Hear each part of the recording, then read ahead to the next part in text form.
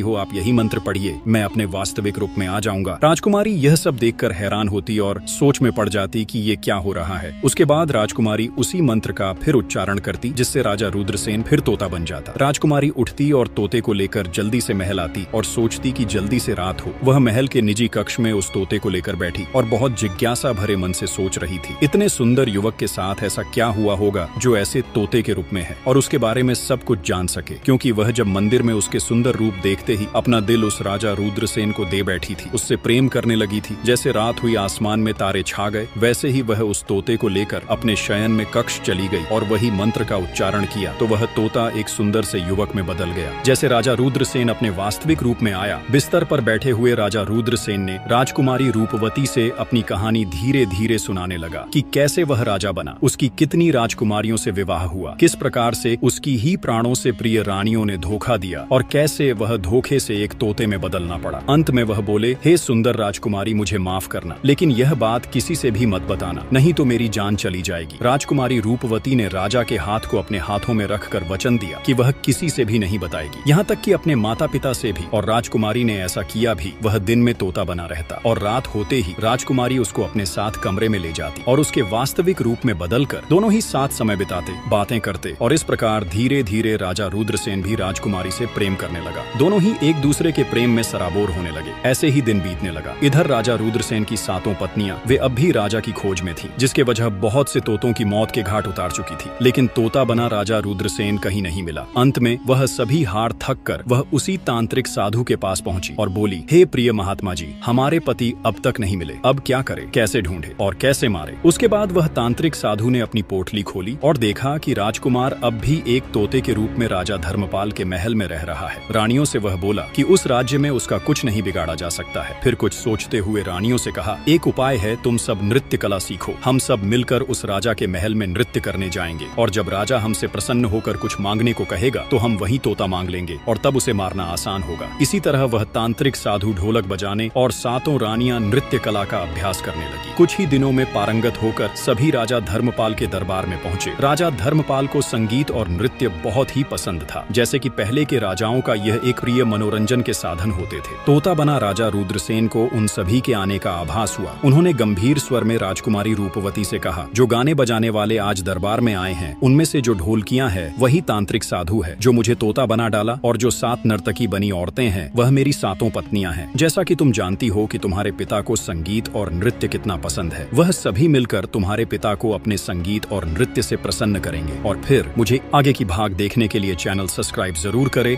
और वीडियो को लाइक करें।